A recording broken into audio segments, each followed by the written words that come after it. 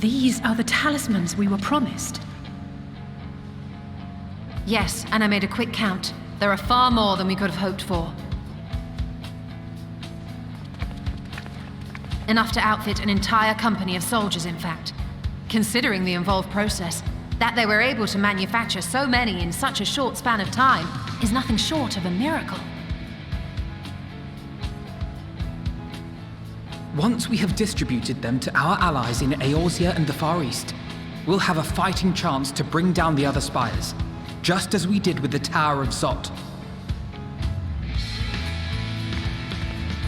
Or we could use them to invade Garlemald proper, and strike directly at the Telophoroid's base of operations.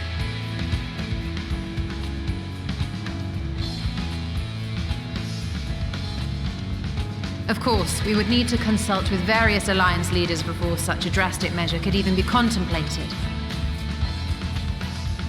To which end, I could set out forthwith and present the idea to each of our allies in person.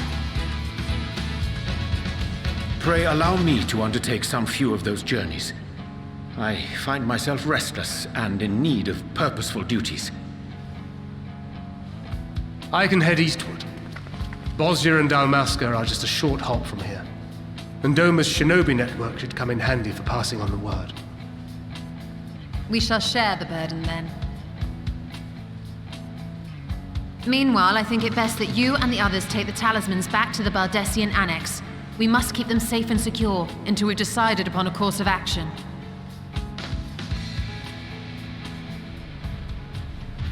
Please, I must speak with you.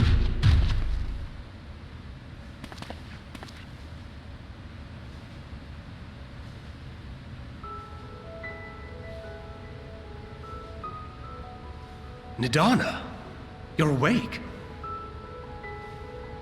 Yes. When I spoke with the carer at my bedside, she told me that one of the scions, a young woman, had cleansed me of the tower's corruption. It seems I'd been asleep ever since the treatment. But when I awoke and learned you were all still here, I knew I had to come.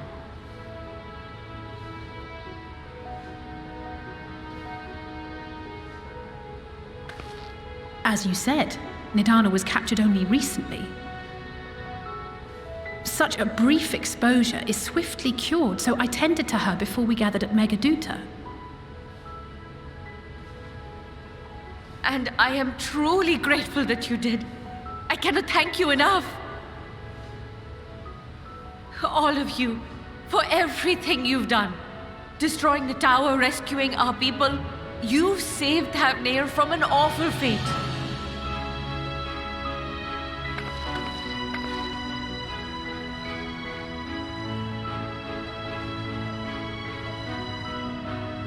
Yet who hath truly saved whom? Due in no small part to thine inspirational courage, the alchemists were successful in reproducing warding scales of proven efficacy. Replications of thy work now stand ready to travel across the seas, unto the hands of those who might wield them against this rising evil. The talisman? Is this true?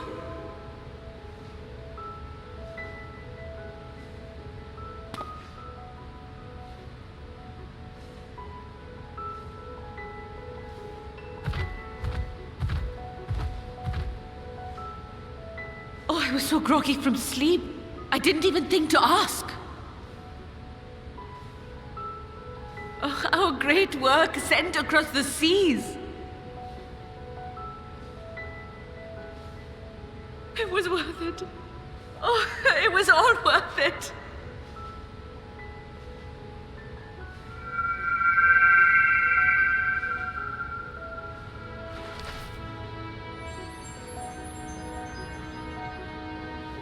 Look at that! Its color is completely changed.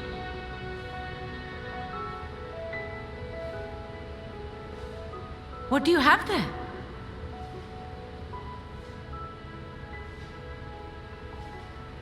How unusual. I wonder if the effect is a reaction to Akasha. I'm afraid I'm not familiar with that term. Akasha? It is one of the unseen energies defined by Harnish alchemical theory. Though a gross oversimplification, some describe it as an essence influenced by feelings. You imply that it is distinct from ether? Foreign scholars often conflate the two, but we see them as separate concepts. Ether is an energy which permeates the land. It exists within animals, objects, even the air we breathe, affecting all through which it flows. Akasha, on the other hand, exists in a domain beyond our reach, a gift bestowed from on high or torn from the heavens in some traditions. Akasha can neither be created nor destroyed. It is beyond our power to purposefully alter or manipulate. The only thing observed to influence it is an abundance of, I want to say, spiritual emotion. As a veteran of the battlefield, surely you've experienced moments of desperation or exaltation when you've transcended the usual limits of your capabilities. That is a manifestation of Akasha, the invisible essence harnessed by heart, mind, and unyielding spirit. I really must hear more about this theory. Our disciplines are based entirely upon the idea that ether is the fundamental form of all energy. I'm glad my haphazard explanation has piqued your interest. But even for us, Akasha is a somewhat abstract field of study. A lack of practical application lends itself poorly to formalized research. Which is why my analysis of your flower can amount to little more than idle speculation. I am sorry. Nonsense! You have nothing to be sorry for. Your insight is much appreciated.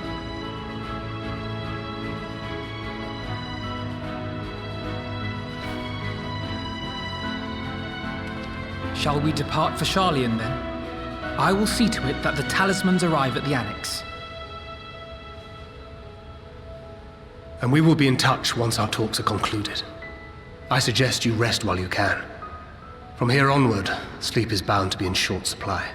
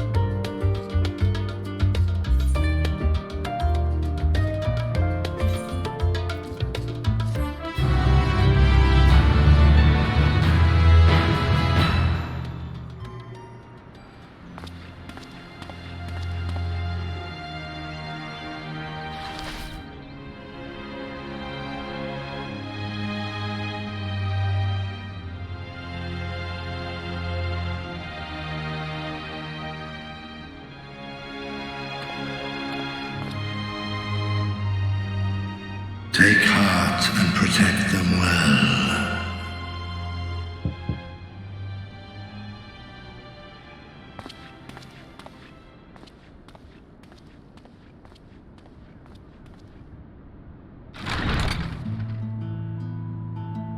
Good, you're here. You haven't eaten yet, have you? We've bought quite a spread if you're interested. Only the finest dining from the last stand.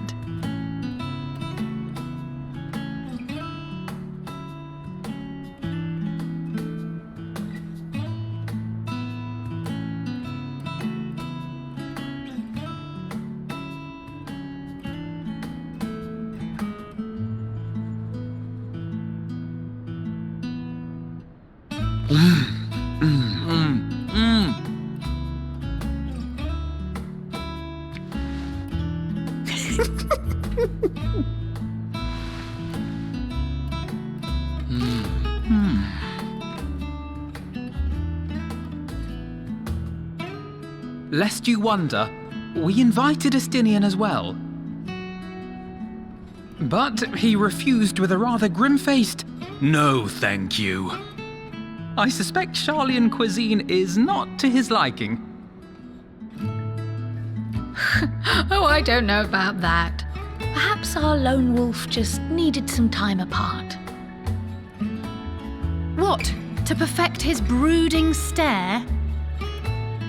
Next time, I'll drag him out by the ear, sit him down in front of a Sharlayan feast, and see that he eats every last bite.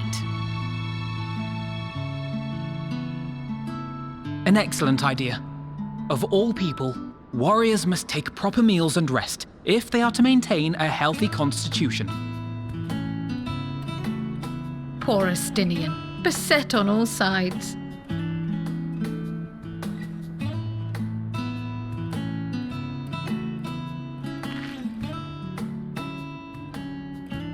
Speaking of one's physical condition, Mistress Quile, I hear you recently played literal host to Hydaelyn herself.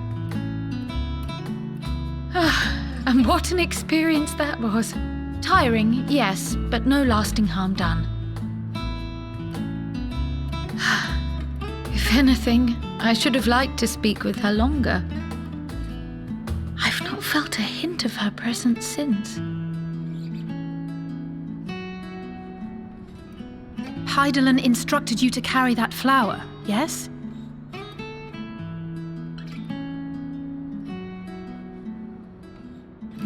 Twill be your guide, test and proof of your conviction. And then something about seeking joy in darkness, was it? Come to think of it, isn't that what happened with Nidana back in Radzat-Han?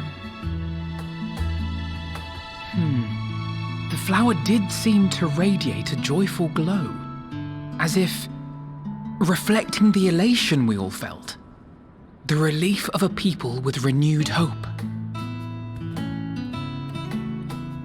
Indeed, and in turn I felt buoyed by that radiance.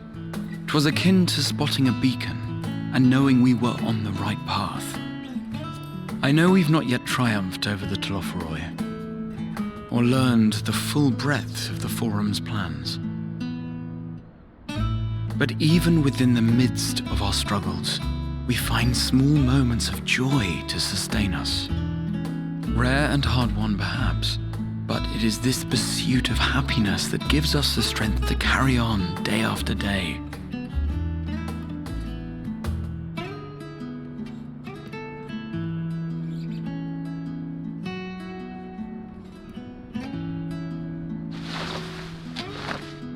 Hey, that's mine. To the swift the spoils. Though I recall that levitation spell of yours was quick enough. Only barely. And even at my best, I'm still too slow to wield it effectively in battle. Mayhap I simply require more practice with this new magic. You unearthed it from the depths of Numenon, I presume? Aye, and from a veritable mountain of arcane tomes at that. 'Twas necessary to facilitate my solitary explorations.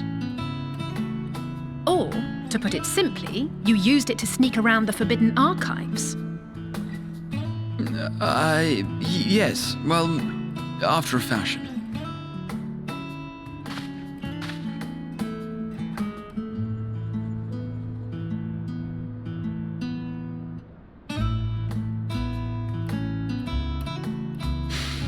They're tall, you see. The shelves, they're too tall for me. And I could hardly move the library's platforms without attracting attention now, could I? Oh!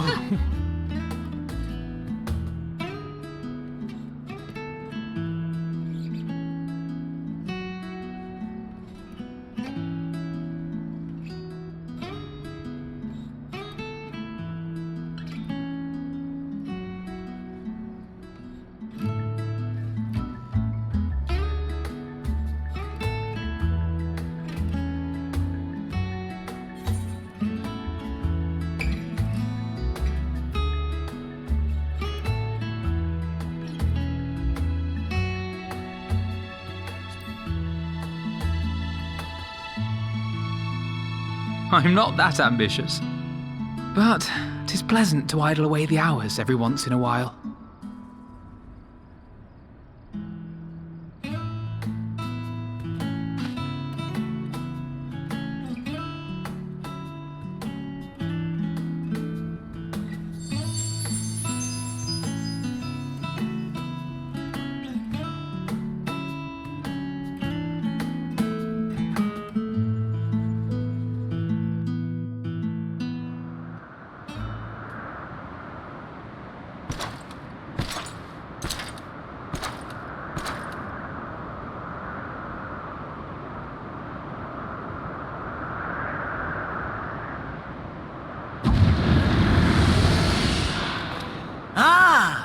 Enjoying the bracing cold, I see.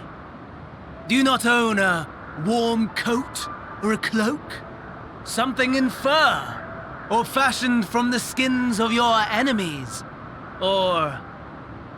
well, never mind that. I come to you once more as the bearer of bad news. Our tower in Thavnir has been toppled, and I need not tell you by whom.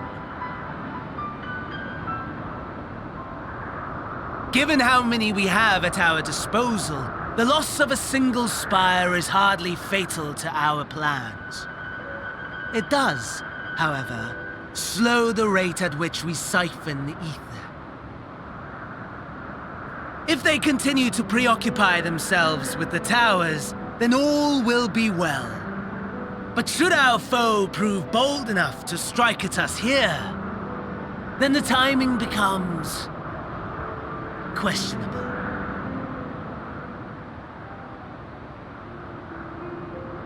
Our foe is bold enough. Of that, I can assure you.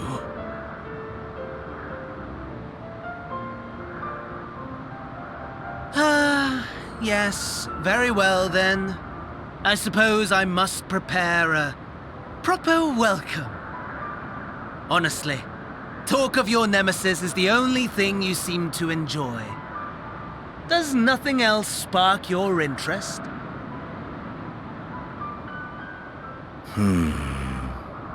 No. All else is... equal.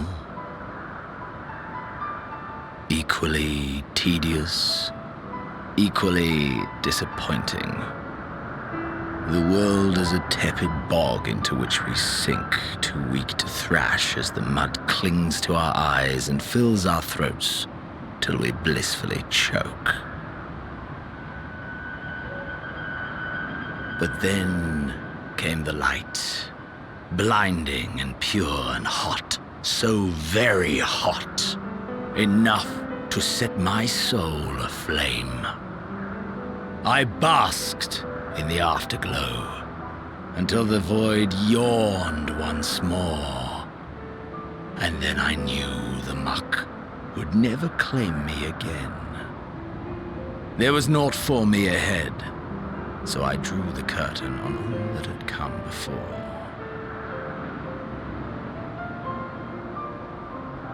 Burn, Burn. Let the whole star burn. I will have my contest. I will reclaim my moment.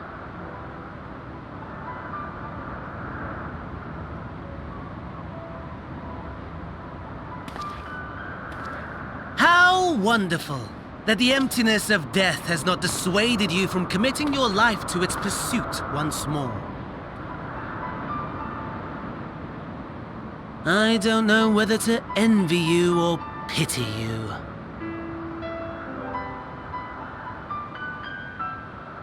You question my disinterest, but what of yours? Despite your noisome antics, I sense you take little pleasure in this endeavor. Mercy, my lord. Such pointed barbs from one who barely acknowledges my existence. Nevertheless, you are mistaken. For I do find this part somewhat enjoyable. You see, when I was mortal, I would always have the same dream. It was a fragmented thing, disjointed, all the faces incomplete. The setting, too, was unknown to me, so I thought it simply a fantasy of my sleeping mind. Until one day, I realized it was showing me the truth, much as your dream of the final days enlightened you.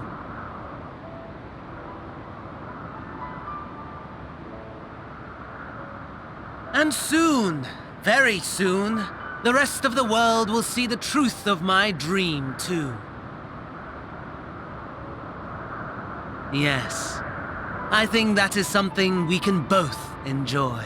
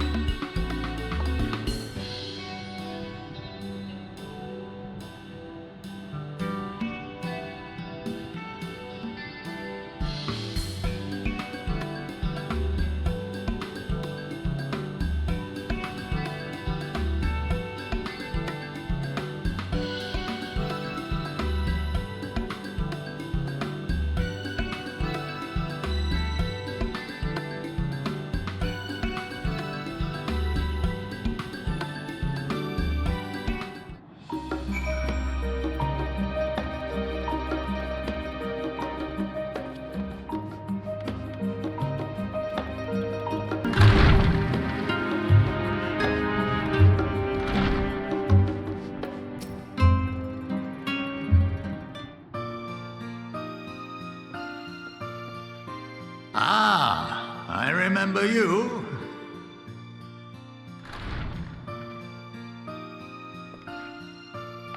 I pray we have not caught you at an inopportune moment. We wanted to offer our thanks for your kind words in the forum.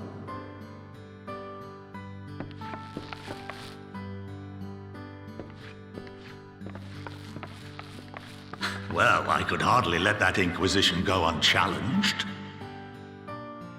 I've always believed that curiosity should be nurtured, not stifled.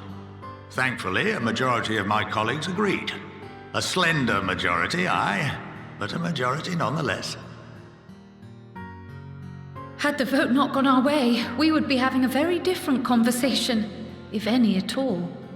Though I'd like to think you would have not given up on our cause. I'm told you paid a visit to the annex afterwards. Yes, that's right. I was hoping to speak with the grandchildren of my dearly departed friends Galuf and Louisoix in a less dour setting. But it seems I just missed you.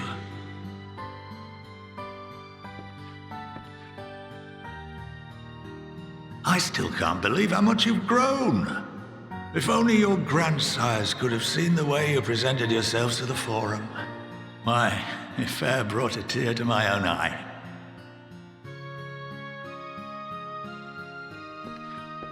You must have the patience of a saint, putting up with this lot and their antics. Never mind Matoya's prize student. Luckily, I know a thing or two about managing unruly younglings. If you ever need advice, don't hesitate to ask.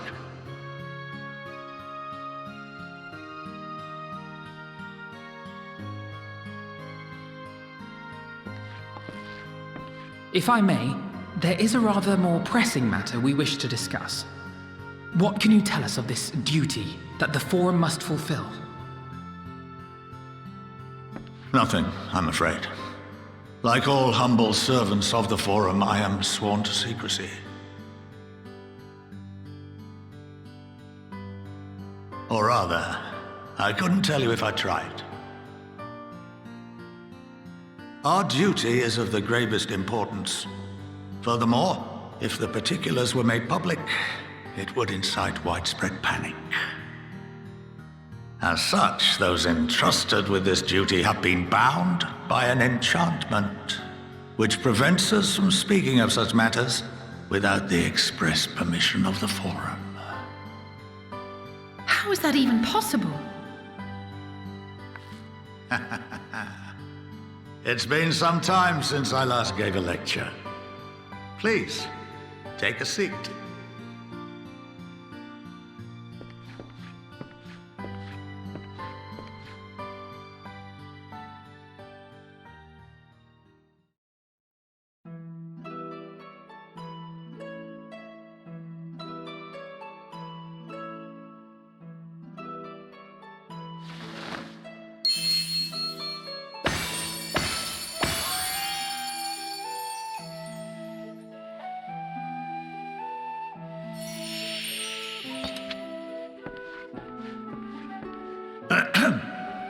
We shall begin by reviewing the fundamentals of etherology. The ether, which imbues us with life, can be categorized into three forms. Two are of the incorporeal sort, the soul and the memory. Can anyone tell me the third?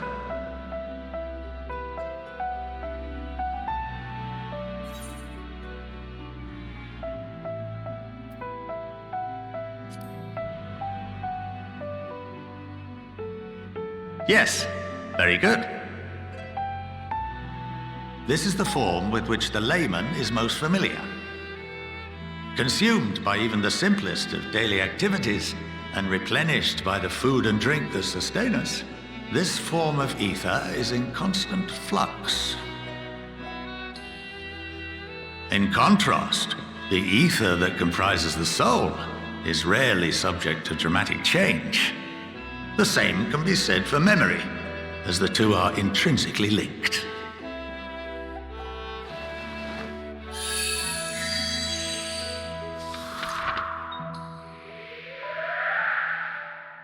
Picture the soul as paper, and memories as words written upon it. Now, what would happen if that paper was doused with ink? The same type of ether as comprises the memories.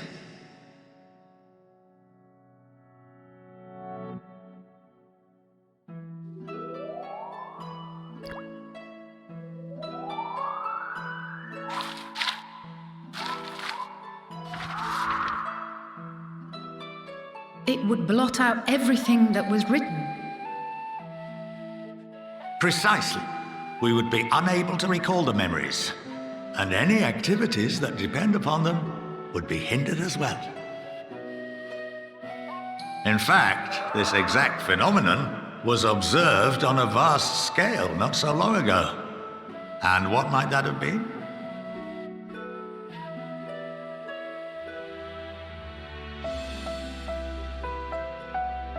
The seventh Umbral Calamity. The people of Eorzea vividly recall Bahamut breaking free of the Lesser Moon and raining hellfire down upon the realm. But no one could seem to remember the events that followed immediately afterwards. Indeed.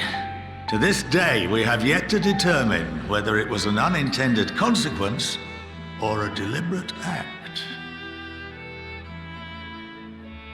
The enchantment which binds me and the rest of the Forum is based on a similar principle. And yes, it is a contravention of the Sharlayan prohibition against the practice of memory manipulation. Only when a new member is inducted and told of our great duty are they subjected to the process. A necessary evil. You have my word that it would never be used to manipulate the populace? I should hope not. But can this enchantment be dispelled and your memories restored? If 9/10 of our members give their approval, then the process may be reversed. Then, and only then, would we be able to speak freely to others of our sacred duty. Barring that, we must wait until we return to the ethereal sea.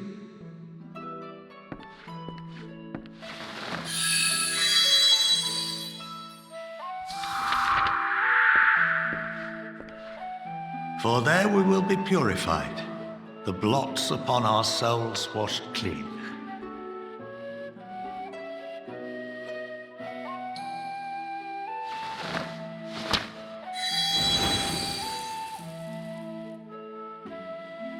And our memories drift apart and dissolve, rather defeating the purpose, I suppose.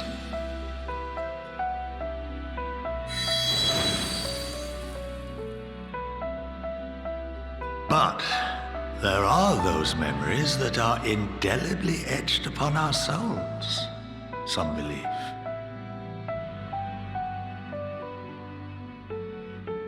What happens after that? We are reduced to pure ether, coalesce with that of others, and create souls anew. Alternative schools of thought assert souls remain whole and return to the corporeal world, reborn into another form. Both theories have their proponents. Personally, I consider each equally probable.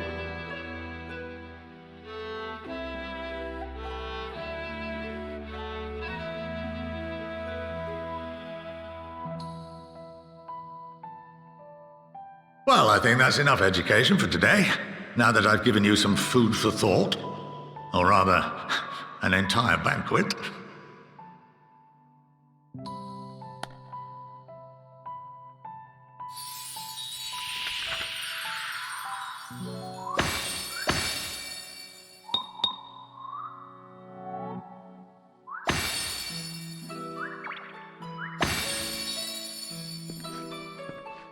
I would remind you that although I'm unable to assist you with certain matters, the resources at my disposal may still be of use to you. I'll arrange for you all to be given the run of Phenomenon.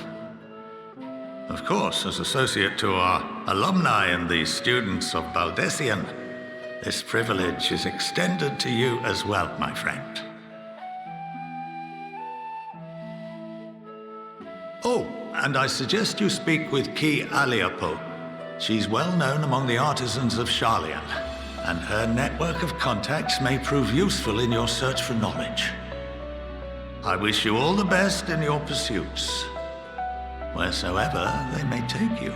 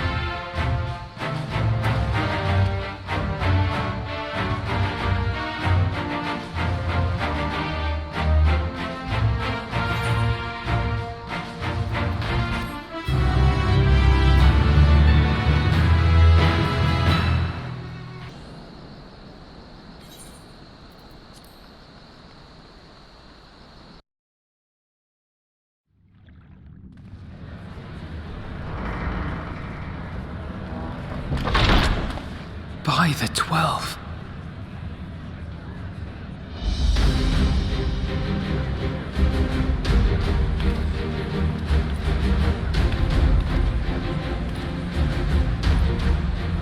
Glad you could join us. I hope you don't mind, but we went ahead and started without you. As you can imagine, our traveling companions were eager to become acquainted. 'Tis a rare thing indeed to see such a diverse and talented group of individuals assembled for a single purpose. We fight not only for the sake of Eorzea, but for the entire world, including the people of Garlemald. Much rides on the efforts of the Ilsabard contingent. Indeed, which is why I am glad to find myself in the company of many trusted comrades, yourselves included. Lucia! I have come at the behest of Lord Emmerich, who has honored me with the role of Ishgard's representative.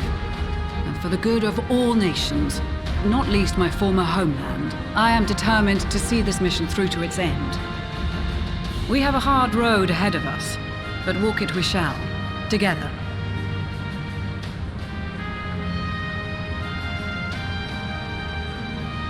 We too welcome this opportunity to work together once more. I have faith that if there is a way to resolve this conflict, we will find it. Allow me to introduce you to the rest of our company. Everyone!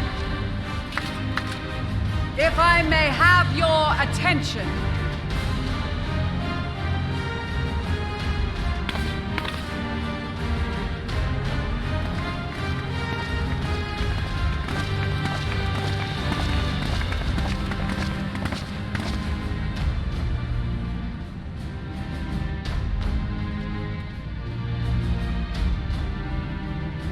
Might I ask you to speak first?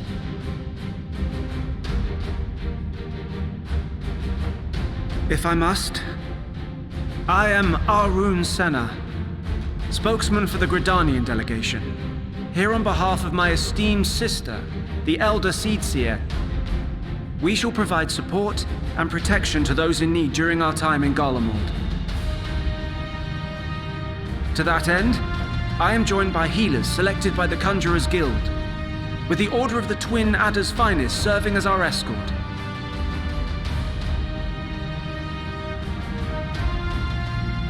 Suppose I'd better say my piece. Wait, I know you. The name's Sicard, in case you've forgotten. Truth be told, I'd rather you had forgotten. Any road, the Admiral asked Captain Hillfear to send his best, and for whatever reason, he picked me. Of course, if I'd refused, I'd be the laughingstock of the bloody executioners, and my reputation's taken enough of a keyhauling as it is. But more importantly, like any pirate worth his salt, I know when you're staring down a storm, you gotta trust in the commander of your ship. So if the Admiral wants us to go to Garlemald, not for plunder and glory, but the promise of peace in our time, then that's what we'll do.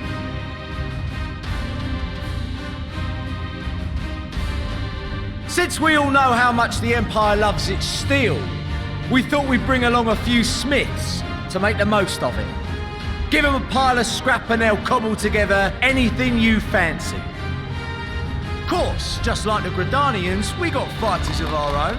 We might have come with a more constructive purpose in mind, but we're more than capable of cracking skulls, believe you me. Well, you're certainly raring to go. But then again, so are we. The most dependable warriors of Uldar and Alamigo have assembled at the Sultana and General Aldin's behest.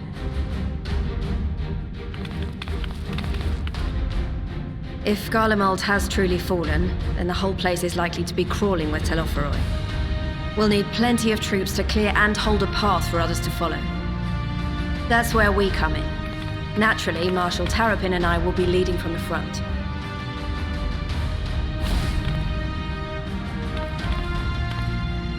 It's been some time since I last saw you in your element on the battlefield. From what I've heard, you've become pretty fearsome yourself. Master Matoya, the avatar of destruction.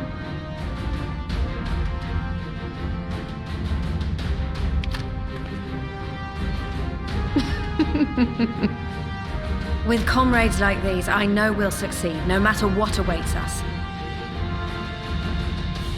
And then we might finally get a chance to enjoy a good long rest. But until then, let's give it our all.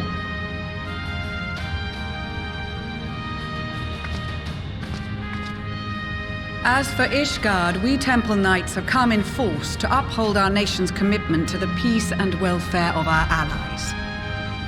The bitter cold of Garlemald is a formidable enemy in of itself. Our experience fighting in ice and snow will prove invaluable in the days ahead.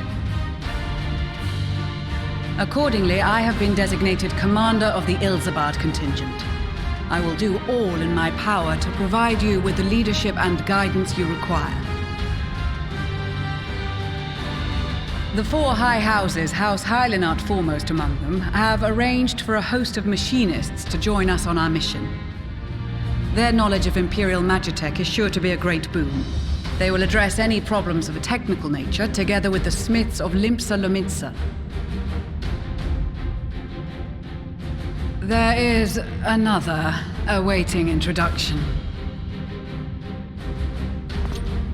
Lord Emanolaine! Ah, yes. Emanolaine de Forton, at your service. Though, lest there be any misunderstanding, I should stress that I've not become a fearsome warrior while you were away. Rather, far from it, actually.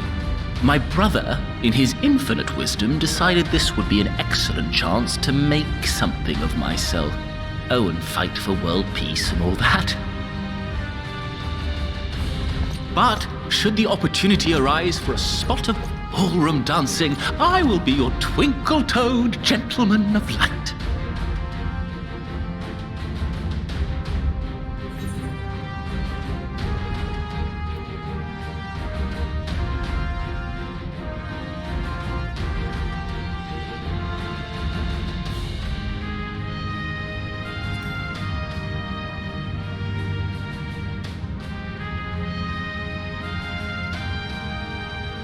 Huzzah! I cannot wait to regale Honoroa with my tales of daring-do.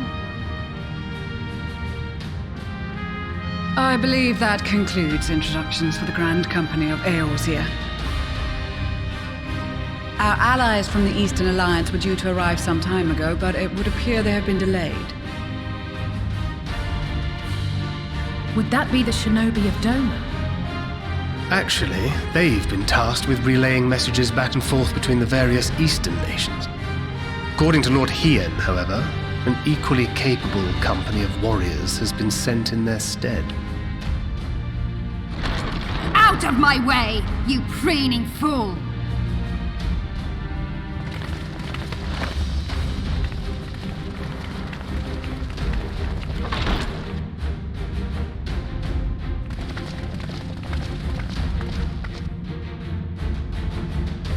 Forgive us for coming late.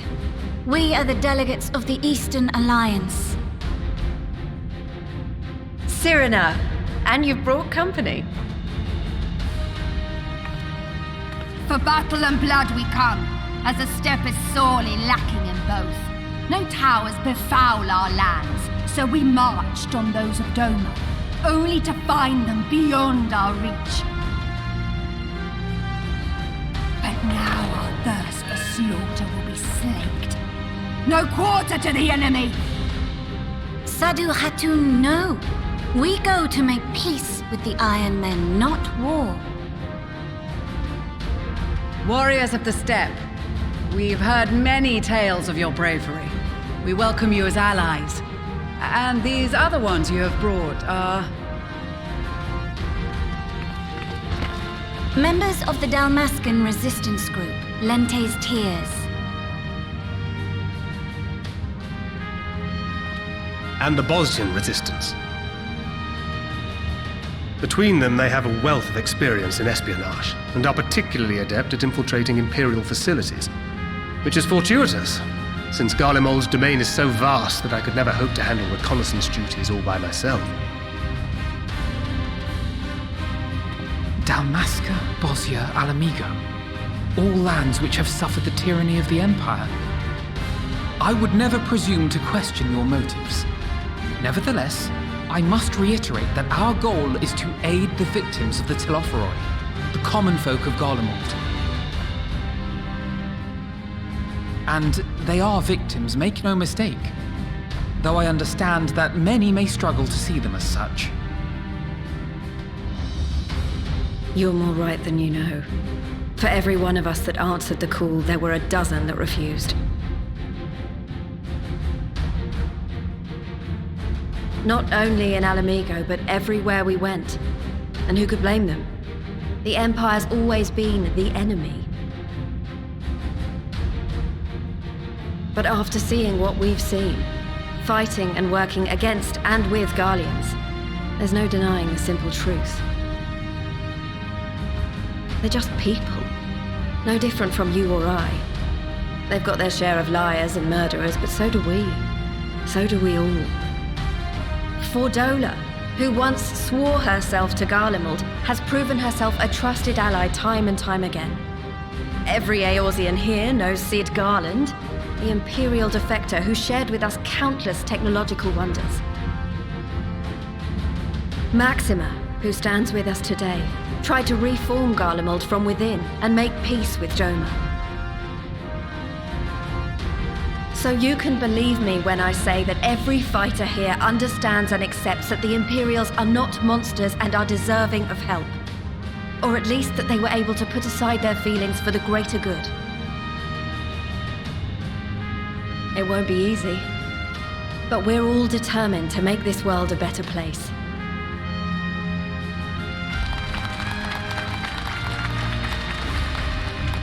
What lingering concerns I may have had were clearly unwarranted. I agree with everything you said wholeheartedly.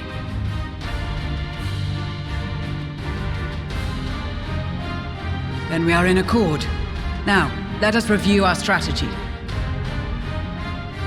To reach the Garlean capital in northern Ilsabard, we must cross the central mountain range. Fortunately, Garland Ironworks can provide aerial transport, sparing us this most treacherous part of our journey. However, attempting to fly any closer to Garlemald would attract the attention of the Telophoroi. As they appear to have seized control of the majority of the Imperial military, we must assume that includes its fleet. In addition, Garlemald possesses devices that can interfere with airship navigational systems, further discouraging an airborne approach. Given the circumstances, the closest we dare deploy our contingent is an area between the range and the capital, the Magna Glaciers. From there, we must travel the rest of the way on foot. We will also need to bring the airships with us to ensure we can withdraw with haste. Although much of the terrain will be blanketed in snow, we should be able to make use of local roads and shipping facilities. The vast ice field will afford us an unobstructed view of the surrounding area. On the other hand, it will also allow others to easily spot us, so it is imperative that we only make camp in positions where we can easily defend ourselves. And the airships, which must be kept safe at all costs. We cannot account for every possibility, so we must be prepared to think on our feet. We will be tested. Sorely tested, I expect. But for our homes and for our people, and a people not our own but in need, we will succeed. Spare no effort in your preparations. Once we depart, there is no turning back.